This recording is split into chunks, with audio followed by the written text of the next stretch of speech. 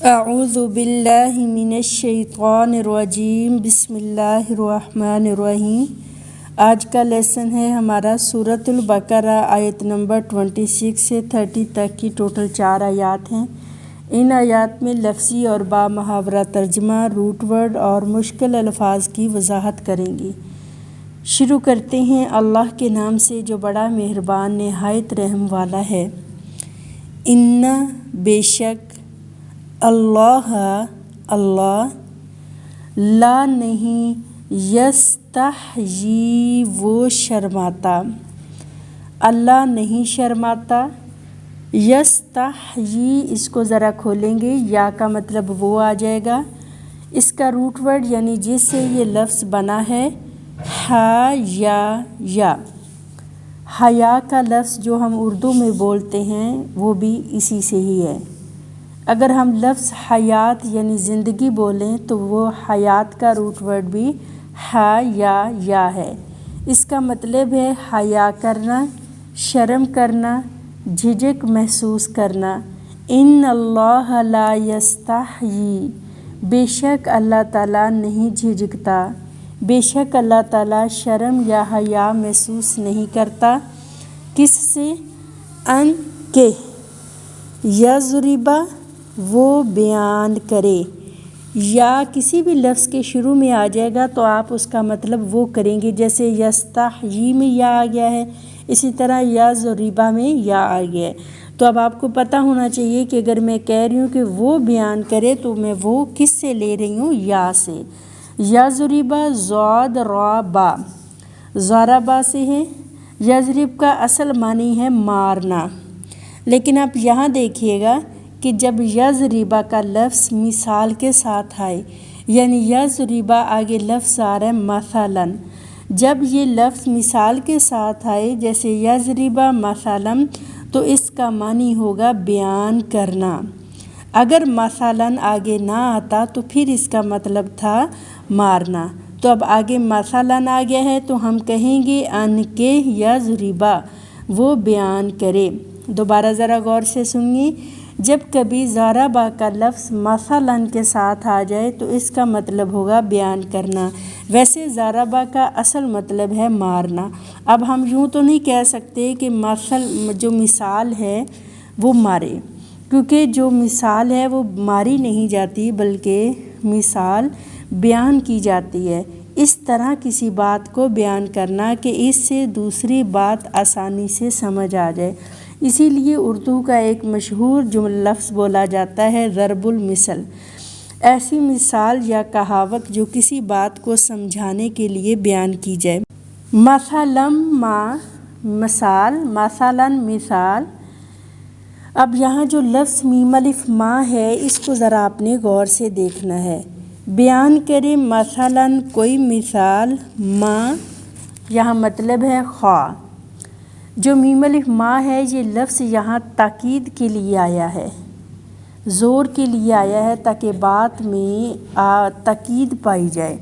اس کا مفہوم ہے کوئی سی بھی مثال، ما کوئی سی بھی مثال، بعوضۃً مچھر۔ اب اس کا روٹ ورڈ ہم کھولیں گے با عین ضاد۔ اگر با عین ضاد کو اکٹھا کر کے لکھا جائے تو یہ بنے گا باز، جیسے اردو میں بھی آپ باز لکھتے ہیں، اس کی جمع باعوض آتی ہے۔ اور اگر ہم لفظ بولیں باز تو اس کا مطلب ہے حصہ۔ اہل لغت کے مطابق بعوضہ کا تعلق چھوٹی اور معمولی چیز کے ساتھ ہے، یہ کیونکہ مچھر ایک نہایت چھوٹی مخلوق ہے جس کے اعضاء بھی بہت باریک ہوتے ہیں اور انسان انہیں آسانی سے نہیں دیکھ سکتا۔ اگر ہم مچھر دیکھیں تو ہمیں پورا مچھر نظر نہیں آتا بلکہ اس کا ایک حصہ نظر آتا ہے، کچھ حصہ اس کا چھپ جاتا ہے، ہمیں اس کا کوئی ایک پارٹ نظر آ رہا ہوتا ہے، اس لیے اس کو بعوضہ کہا گیا۔ اللہ تعالیٰ نے قرآن پاک میں مچھر کی مثال دے کر یہ بتایا ہے کہ اللہ تعالیٰ حق بات سمجھانے کے لیے کسی بھی چھوٹی یا بڑی مخلوق کی مثال بیان کرنے سے نہیں جھجکتا۔ ان اللہ لا یستحیی ان یضرب مثلا ما بعوضہ، بے شک اللہ تعالیٰ اس بات سے نہیں جھجکتا کہ کوئی بھی مثال بیان کرے، خواہ وہ مچھر ہی کی کیوں نہ ہو۔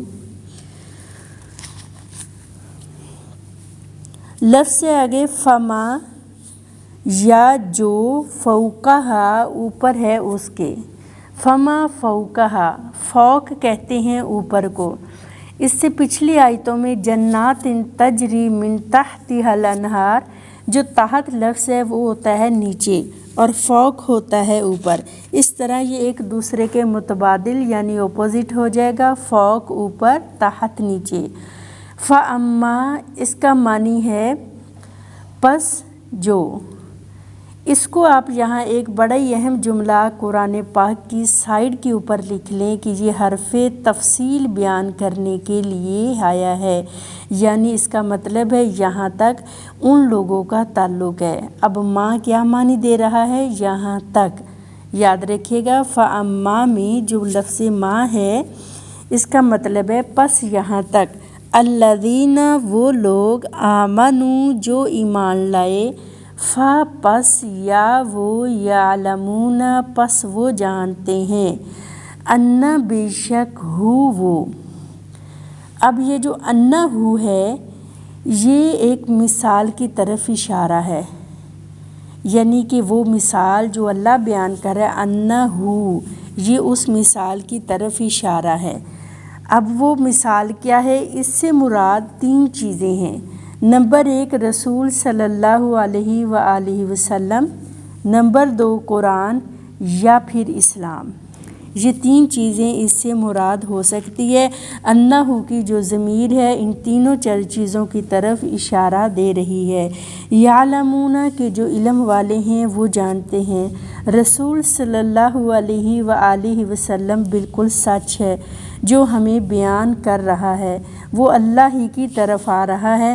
اگر آپ قرآن کے ساتھ جوڑیں تو یا قرآن بالکل سچ ہے، اگرچہ اس میں مچھر یا مکھی کی کوئی مثال ہو، اللہ تعالیٰ کو اس سے کوئی فرق نہیں پڑتا، یہ اللہ ہی کا کلام ہے۔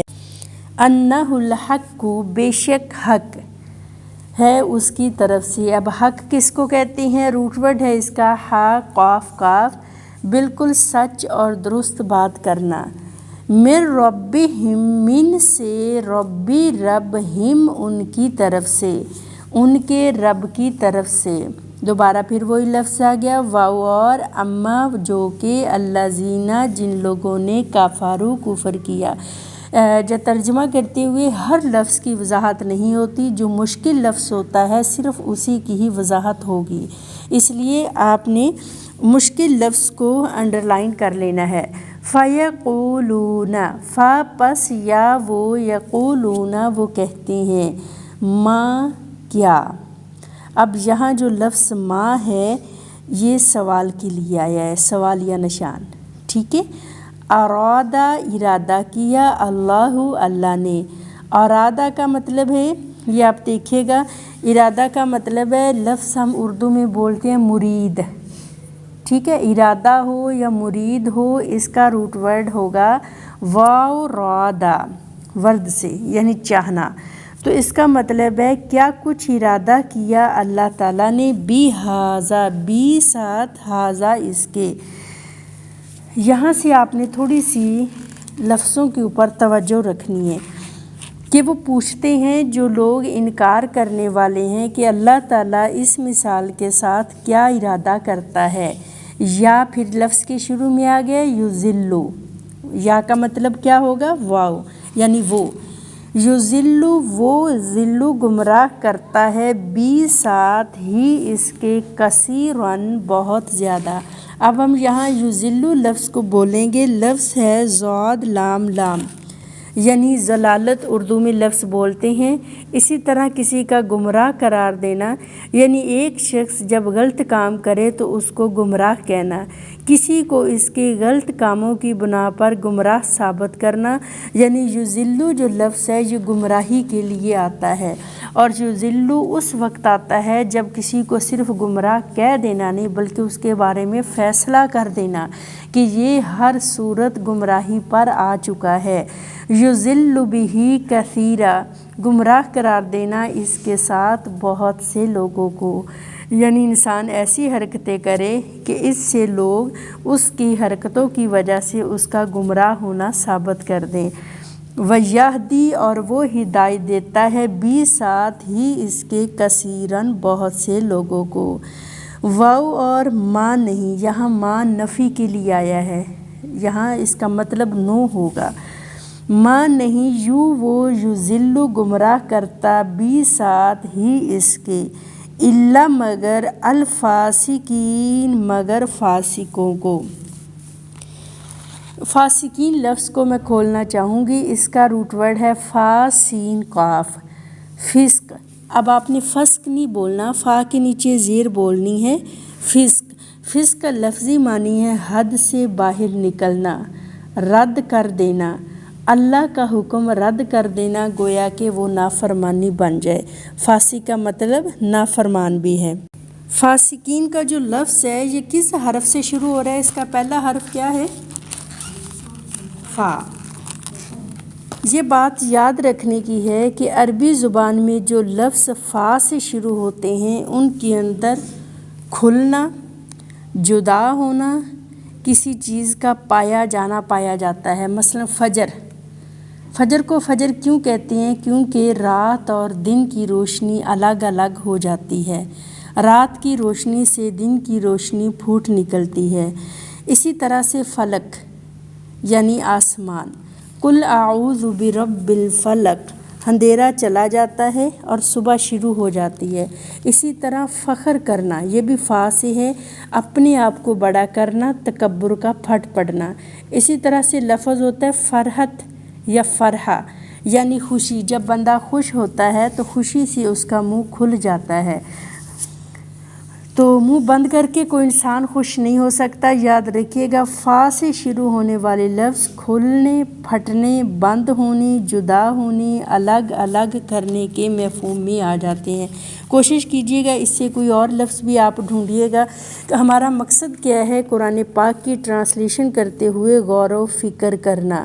افلا یتدبرون القرآن، اللہ تعالیٰ خود دعویٰ دیتے ہیں کہ میرے قرآن میں غور و فکر کرو۔ غور و فکر کا مطلب ہے کہ لفظوں کی تہہ تک جانا، لفظوں کی گہرائی جانا۔ اس وقت جو دل کی کیفیت ہوتی ہے وہ ظاہری معنی ہوتے ہیں۔ جب فا والے لفظ آ جائیں گے، جب آپ اور سارے لفظ اکٹھے کر لیں گے تو پھر آپ ان کو محسوس بھی کریں گی کہ کیا واقعی فا کے اندر یہ الفاظ کے معنی پائے جاتے ہیں۔ فسق الا الفاسقین، فسق کا مطلب ہے، اگر لفظی مطلب لیں گے تو اس کا مطلب ہے نکلنا۔ جو شخص اللہ کی حدود سے باہر نکلتا ہے، جیسے آپ میں سے کوئی لائن سے باہر نکلے، ساری لائن ڈسٹرب ہو جائے گی۔ اسی طرح سے فسق الٹ ہے، یعنی متضاد ہے اطاعت کے۔ اطاعت کا معنی ہے خوشی سے اللہ کو ماننا، اور فسق کا معنی ہے اللہ کی بات کو رد کر دینا۔ فاسق سے ملتا جلتا اردو میں ایک اور لفظ ہے فاجر۔ فاجر کو فاجر کیوں کہتے ہیں؟ کیونکہ وہ لوگ کھلم کھلا گناہ کرتے ہیں۔ فاسقین جو اللہ کی حدود توڑتے ہیں، اپنے آپ کو الگ کر لیتے ہیں اور اللہ کی بندگی نہیں کرنا چاہتے۔ اب ہم اس آیت کا بامحاورہ ترجمہ کریں گے، اور بامحاورہ کرتے ہوئے آپ نے عربی لفظ نہیں پڑھنا۔ بے شک اللہ تعالیٰ نہیں شرماتا کہ وہ کوئی مثال بیان کرے، خواہ وہ مچھر کی ہو یا اس سے اوپر کی۔ تو پس جو لوگ ایمان لائے وہ علم رکھتے ہیں، وہ جانتے ہیں کہ بے شک یہ ان کے رب کی طرف سے حق ہے، اور رہے وہ لوگ جنہوں نے کفر کیا تو وہ کہتے ہیں اللہ کا اس مثال کے ساتھ کیا ارادہ ہے۔ پس وہ بہت سے لوگوں کو گمراہ کرتا ہے اور بہت سے لوگوں کو ہدایت دیتا ہے، اور وہ صرف فاسقین کو ہی گمراہ کرتا ہے۔ یہاں ہدایت اور گمراہی کی بات آ گئی ہے، تو ذرا دعا کر لیتے ہیں۔ اہدنا الصراط المستقیم، اللہ تعالیٰ ہمیں سیدھے راستے کی ہدایت دے۔ ہر آیت پڑھنی ہے، اس کے اوپر اپنے آپ کو فوکس کرنا ہے، اور ہر آیت کے ساتھ ہم نے ایک دعا لازمی کرنی ہے۔ اگلی آیت کا ترجمہ پہلے روٹ ورڈ اور لفظی ترجمہ کریں گے، مشکل الفاظ کی وضاحت کریں گے۔ کوشش کریں کلاس میں بیٹھتے ہوئے آپ کے ہاتھ میں پینسل ضرور ہونی چاہیے، چونکہ طالب علم اور خاص کر اگر طالب علم قرآن کا ہو تو طالب علم اور قرآن کا تعلق اتنا ہی گہرا ہے کہ جیسے ہم کہتے ہیں کسی چیز کا قلم بند کرنا۔ قلم بند کا مطلب کیا ہے کہ کسی چیز کو کسی کے ساتھ باندھ دینا۔ جب آپ لکھ لیتے ہیں تو گویا کہ آپ کے لفظ قلم کے ساتھ باندھ دیے جاتے ہیں، پھر وہ آپ کے اپنے ہو جاتے ہیں اور کبھی بھی آپ سے الگ نہیں ہوتے۔ تو گویا کہ علم کو سننے کے ساتھ ساتھ اہم پوائنٹ کو لکھنے اور مشکل الفاظ کو ہائی لائٹ ضرور کریں۔ ٹھیک ہو گیا؟ اگلی آیت شروع کرتے ہیں۔ الذین، وہ جو، ینقضون، اب یہاں پھر یا آ گیا ہے تو میں کہوں گی وہ توڑتے ہیں۔ وہ میں نے کہاں سے نکالا؟ یا کی وجہ سے۔ ینقضون کا روٹ ورڈ ہے نون قاف ضاد۔ نقض کا معنی ہے توڑنا، اور یہ اس وقت کہا جاتا ہے نقض لفظ کسی چیز کا توڑنا نہیں، جیسے گلاس ہو گیا، کوئی برتن ہو گیا، کوئی چیز ہوگی، بلکہ یہ پکے قول کو، پکے عہد کو توڑنا۔ نقض لفظ عہد کے ساتھ آتا ہے۔ عہد، عہد اللہ، اللہ کا، یعنی جو عہد لفظ ہے یہ وعدے کے لیے استعمال ہوتا ہے۔ اب دیکھیے کہ یہاں اللہ تعالیٰ نے قرآن پاک میں نبی پاک صلی اللہ علیہ وسلم نے رشتہ داری کو جو قطع تعلقی ہے اس کے لیے بھی لفظ نقض استعمال کیا ہے۔ تو اللہ تعالیٰ یہاں فرماتے ہیں کہ وہ اللہ کی عہد کو توڑتے ہیں۔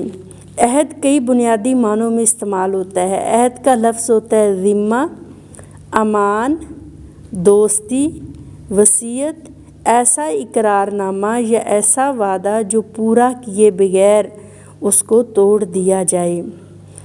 تو یہاں اللہ تعالیٰ کہہ رہے ہیں کہ وہ لوگ اللہ کے وعدوں کو توڑتے ہیں، یا یہ لفظ جھنجھوڑ دینے والا ہے۔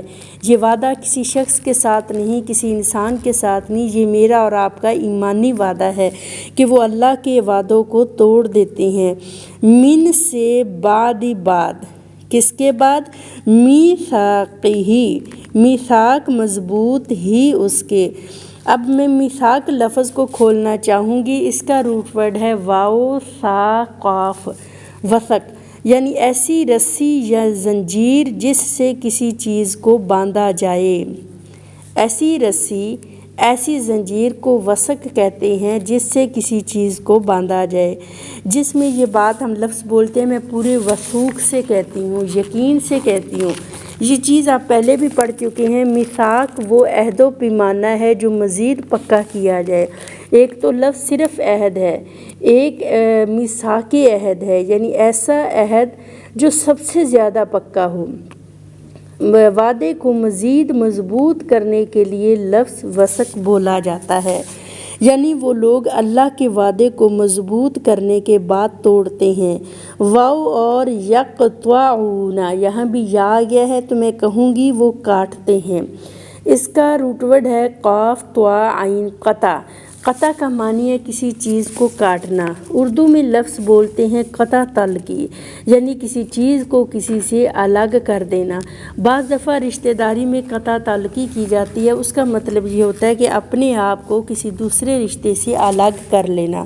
ماں، جو ہمارا حکم دیا اللہ، اللہ نے، جو حکم دیا اللہ نے، بھی ساتھ ہی اس کے، ان کے، یہ دوسری دفعہ آ رہا ہے۔ پچھلی آیت میں ہم نے پڑھا تھا این یا ضریبہ، این پڑھا تھا لیکن وہ ان لفظ ہے۔ اب یہاں بھی وہی لفظ آ گیا، ان کے یوصلا، وہ جوڑا جائے۔ اب یہ جو لفظ یوصلا ہے یہ وصل سے نکلا ہے، اس کا روٹ ورڈ ہے واو صاد لام۔ دو چیزوں کو آپس میں اس طرح جوڑنا کہ وہ باہم جڑ جائیں، جیسے مقناطیس لوہے کے ساتھ جڑ جاتا ہے، جیسے گم سے یا ہیوی میگنیٹ سے دو چیزیں آپس میں جڑ جائیں اور جڑنے کے بعد پتہ ہی نہ چلے کہ یہ دو جوڑی گئی ہیں یا ایک ہی چیز ہے۔ جن چیزوں کو اللہ نے جوڑنے کا حکم دیا ان کو وہ کاٹ دیتے ہیں اور اس کو الگ الگ کر دیتے ہیں۔ واو اور یفسدون،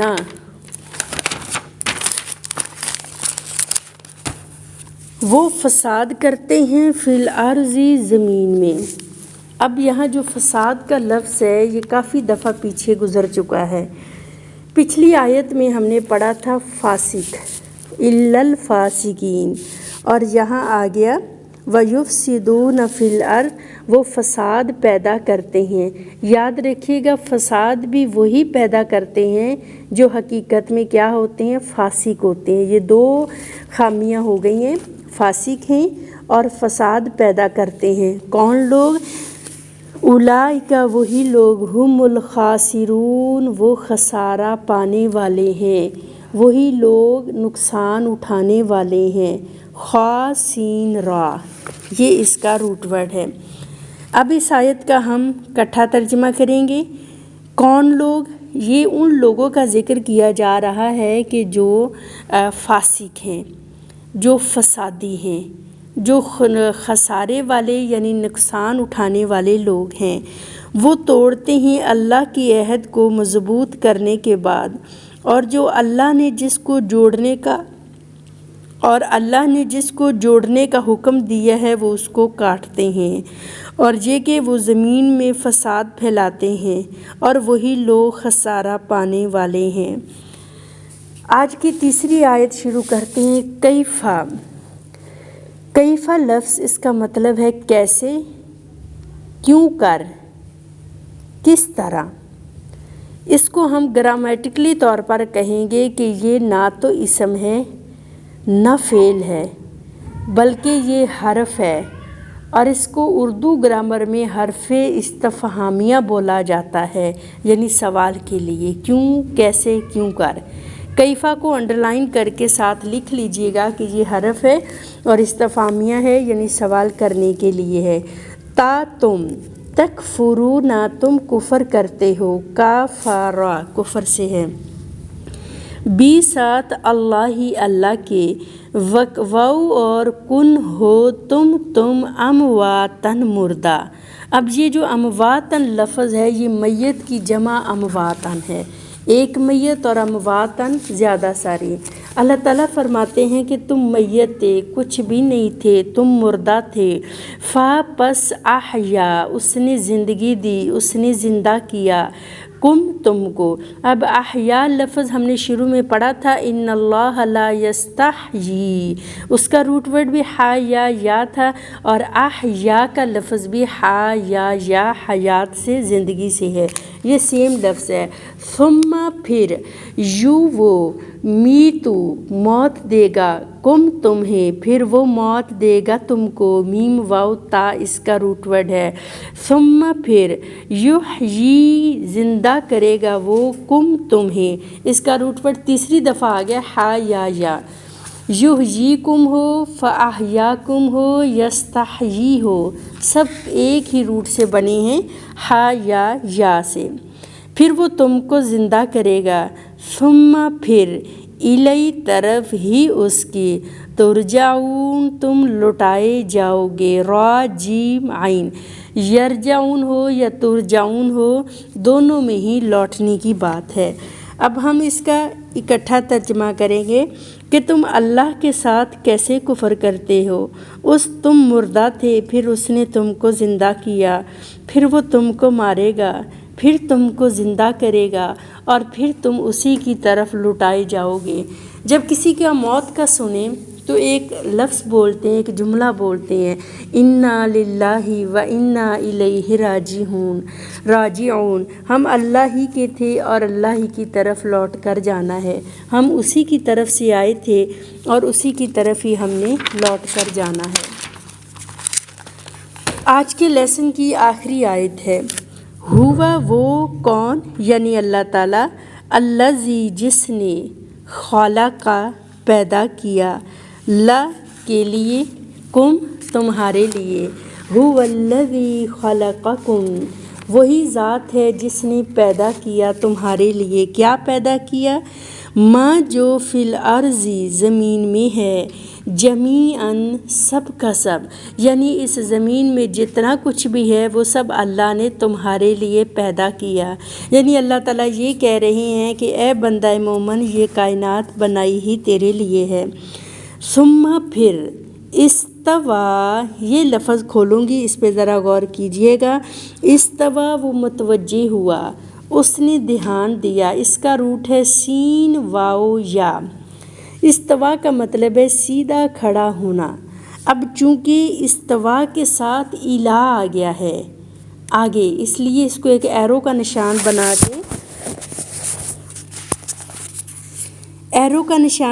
کے الا کے ساتھ اس کو ضرور جوڑ دیجئے گا کہ اس کا مطلب تھا سیدھا کھڑا ہونا، لیکن جب ہم آگے الا آ گیا ہے تو ہم اس کا مطلب کریں گے توجہ دینا، یعنی پھر اس نے توجہ کی، پھر اس نے ارادہ کیا الا طرف السمائی آسمان کے، یعنی زمین پر آئے ہو، پھر اللہ تعالیٰ نے آسمان پر توجہ کی، فا پھر سوا برابر کر دیا، ہننا ان کو، پھر اللہ نے درست بنا دیا ان کو۔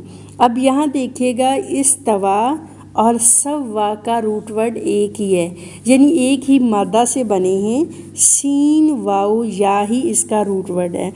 ہم لفظ اردو میں بولتے ہیں مساوات، مساوی یعنی برابری، ایک جیسا کرنا، تو یہ فسواہن، پس ان کو برابر کر دیا، یعنی اگر ایک سائیڈ سے کوئی چیز درست نہ ہو تو اس کو اس طرح برابر کرنا کہ بعد میں وہ ٹھیک ہو جائے، کسی چیز کا ٹیڑھا پن دور کرنا تاکہ وہ اصلی حالت میں آ جائے، کسی چیز کو اس طرح بنانا کہ اس کی ضرورتوں کا خیال رکھا جائے۔ جیسا کہ ہم ایک عمارت بناتے ہیں، سب سے پہلے ایک نقشہ بنتا ہے، نقشہ بنانے سے عمارت نہیں بن جاتی۔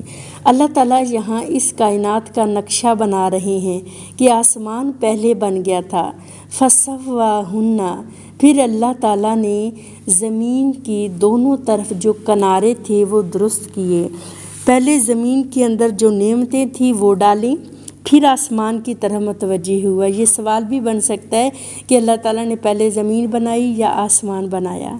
ٹھیک ہے، یاد رکھیے گا، اللہ تعالیٰ نے زمین بنائی، زمین کے اندر تمام اس کی چیزیں ڈال دی، پھر اللہ تعالیٰ آسمان کی طرف متوجہ ہوا، پھر اللہ تعالیٰ نے اس کے کونے یعنی اس کو درست کیا، پھر آسمان بنائے، سبع سات سماواتن، 7 آسمان بنائے۔ یہاں ایک چیز غور کرنے کی ہے، اس آیت میں آسمان کے لیے 2 لفظ آئے ہیں، الی السمائی آسمان، سماواتن آسمان۔ جو حمزہ کے ساتھ آسمان آیا ہے وہ واحد ہے، جو تا کے ساتھ سماواتن آیا ہے وہ زیادہ آسمان ہے، زیادہ کے لیے تا لگے گا، واحد کے لیے حمزہ لگے گا۔ سبع سات سماواتن، 7 آسمان بنائے، یعنی زمین کی چیزیں ٹھیک کرنے کے بعد اللہ نے آسمان کی طرف توجہ دلائی، پھر اللہ تعالیٰ نے 7 آسمان بنا دیے۔ اس کے بعد اللہ تعالیٰ نے خوب آسمان کو سجایا، انسان کے لیے اس میں چیزیں خوبصورت بنائی، اس کو سیٹ کیا تاکہ انسان اس سے کام لے سکے۔ اسی طرح سے ایک اور لفظ ہے کہ 7 آسمانوں کو بنانے کے بعد اللہ تعالیٰ کا خوبصورت نام ہے، وَهُوَ، اور وہ، بِسَاتھ کُلِّ، ہر شیء چیز، علیم، علم سے ہے، عین لام میم سے، کہ اللہ تعالیٰ جاننے والا ہے۔ قرآن کے یہاں میں ایک جملہ ایڈ کروں گی، سن لیں، بے شک سمجھ نہ آئے، تاکہ آپ کو آگے جا کے جب ہم اس کی وضاحت پڑھیں گے تو آپ کے ذہن میں یہ ہو کہ یہ جملہ ہم نے پہلے سنا تھا۔ اللہ تعالیٰ کے جتنے بھی قرآن کے اندر صفاتی نام آئے ہیں وہ فاعل کے وزن پر ہیں، علیم، قدیر، حکیم، بشیر نذیر۔ تو یہاں فاعل ان کے جو وزن پر ہے، یہ قرآن پاک کا ایک انداز ہے کہ اللہ کے نام جہاں بھی آئے ہیں صفاتی نام ہیں، اور فاعل ان کا مطلب یہ ہے کہ کسی چیز کے اندر مبالغہ آرائی یا حد سے زیادہ بیان کرنے کے لیے، اور وہ اللہ ہر چیز کا خوب جاننے والا ہے، اس کو اپنی ساری کائنات کا پتہ ہے۔ با محاورہ کریں گے آیت نمبر 29 کا ترجمہ۔ وہی ہے جس نے پیدا کیا تمہارے لیے جو کچھ بھی زمین کے اندر ہے سارے کا سارا، پھر وہ آسمان کی طرف متوجہ ہوا، پھر اس نے 7 دنوں میں آسمان کو درست کر کے اس کا لیول برابر کر کے اس کو ایک جیسا بنا دیا، اور وہ ہر چیز کا خوب جاننے والا ہے۔ ترجمہ تب تک یاد نہیں ہو سکتا جب تک آپ اس کو سمجھ نہ لیں۔ ترجمے کا مطلب یہ ہے کہ آپ نے اللہ کی باتوں کو سمجھنا ہے۔ اللہ تعالیٰ آپ سے باتیں کر رہا ہے، آپ کو اللہ کا سٹائل سمجھ آ جائے، اللہ کا انداز سمجھ آ جائے کہ میرا اللہ مجھ سے کیا کہتا ہے۔ اصل میں ترجمہ وہ چیز ہے، ٹرانسلیشن آف قرآن سے ہمیں اللہ کا صرف سٹائل ہی نہیں بلکہ اللہ کا قرب سمجھ آتا ہے۔ پھر انسان اس کلاس کو کلاس نہیں بلکہ یوں سمجھتا ہے کہ یہ صحبت ہے، میں قرآن کی صحبت میں بیٹھا ہوں، قرآن مجھ سے باتیں کرتا ہے، قرآن میرا ساتھی ہے، قرآن سے میری دوستی ہے، قرآن سے میری فرینڈشپ ہے، قرآن سے میرا تعلق مضبوط ہو جاتا ہے۔ پھر چلتے پھرتے سارا دن قرآن کی آیتیں ذہنوں میں گونجتی ہیں، یہ لفظ جھنجھوڑ کر آپ کو پکڑتے ہیں اور اپنی طرف کھینچتے ہیں۔ قرآن کا اسلوب یہ ہے کہ قرآن کو جتنی توجہ کے ساتھ سنا جائے قرآن اتنا ہی دل میں گھر کرتا ہے۔ آج کے ایک جملے کے ساتھ کلاس کا اختتام چاہوں گی۔ اے بندہ مومن، یہ چیز صوفی ازم کے اندر بہت زیادہ پائی جاتی ہے اور قرآن بھی اس کی تصدیق کرتا ہے۔ قُلْ مَنْ كَانَ عَدُوًّا لِجِبْرِيلَ فَإِنَّهُ نَزَّلَهُ عَلَىٰ قَلْبِكَ بِإِذْنِ اللَّهِ۔ قرآن محمد صلی اللہ علیہ وسلم کے دل پر اتارا گیا۔ آج یہ قرآن امت کائنات یعنی محمد صلی اللہ علیہ وسلم کی امت کے دلوں پر بھی یہ قرآن اتارا جا رہا ہے۔ بنات الحسنہ کی یہ کوشش ہے کہ قرآن آج ہاتھوں میں تو ہے لیکن ہاتھوں سے دلوں کی طرف چلا جائے، قرآن زبان پہ تو ہے لیکن زبان سے دلوں کی طرف چلا جائے۔ جملہ کوٹ کروں گی کہ اے بندہ مومن، قرآن جس پہ اترنا ہے وہ دل ہے تیرا۔ اگر میں ایسے کہوں تو زیادہ آسان ہوگا کہ انسان کا دل قرآن کا گھر ہے، اور جو اپنا گھر ہو کوئی اس کو بھولتا نہیں ہے۔ اگر کبھی کبھار کوئی اپنا گھر بھول جائے اور پھر اس بھٹکے ہوئے کو دور سے اپنا گھر نظر آئے تو وہ بھولا ہوا شخص اپنے گھر کو دوڑے گا۔ اسی طرح کبھی کبھار گم زدہ بچہ یعنی جو گم ہو گیا اور پھر اس کو گم ہونے کے بعد 3-4 دن گزرنے کے بعد اپنا گھر مل جائے تو اس بچے کے اندر جو سکون پیدا ہوگا۔ اے بندہ مومن، تیرا دل قرآن کا گھر ہے۔ اس قرآن کو اپنے گھر تک لے جانے کے لیے اس دل کی صفائی بڑی ضروری ہے۔ جو دل گندا ہو، جس کے اندر فاسق و فاجر اور فسادی اور خسارے جیسی عادتیں ہوں، اس گھر میں قرآن نہیں جاتا۔ قرآن کا گھر وہی دل ہے جو نیکیوں سے سجا ہو، جس میں ایمانداری، سچائی اور مضبوطی ہو۔ یاد رکھیے گا، اگر آپ یہ چاہتی ہیں قرآن میری زندگی میں آئے تو اس قرآن کو آپ نے دل میں لانا ہوگا، اور دل میں لانے کے لیے آئیے ان آیتوں کے ذریعے پہلے آج اپنے دل کے گھر کی صفائی کر لیں۔ جب بندہ مومن کا قلب سج جاتا ہے تو قرآن ایسے ہی بھاگ کے اس کے سینے میں آ جاتا ہے۔ پھر آپ بے شک نہ پڑھیں، آپ کی کوشش تھوڑی ہوگی لیکن قرآن آپ کے دل میں ایسی جگہ بنا لے گا، ہمیشہ کے لیے ٹھہر جائے گا۔ آپ کا دل قرآن سے منور ہو جائے گا، آپ کے سینے میں قرآن کی صدائیں آئیں گی، ہر وقت آپ کا دل قرآن میں اٹکا رہے گا اور قرآن آپ کا اوڑھنا بچھونا بن جائے گا، قرآن آپ کا زیور بن جائے گا، قرآن آپ کا ساتھی بن جائے گا، قرآن سے آپ کی دوستی مضبوط ہو جائے گی، اور اس سہارے کے بعد آپ کو کسی اور سہارے کی کبھی ضرورت مند نہیں ہوں گے۔ تو یاد رکھیے گا کہ اپنے دل میں اس قرآن کو سجانے کے لیے اس دل کا صاف ہونا بڑا ضروری ہے۔ یہ قرآن کا گھر ہے اور اس گھر کو قرآن کے ذریعے ہی آباد کریں گے تو ہوگا۔ وما علینا الا البلاغ المبین۔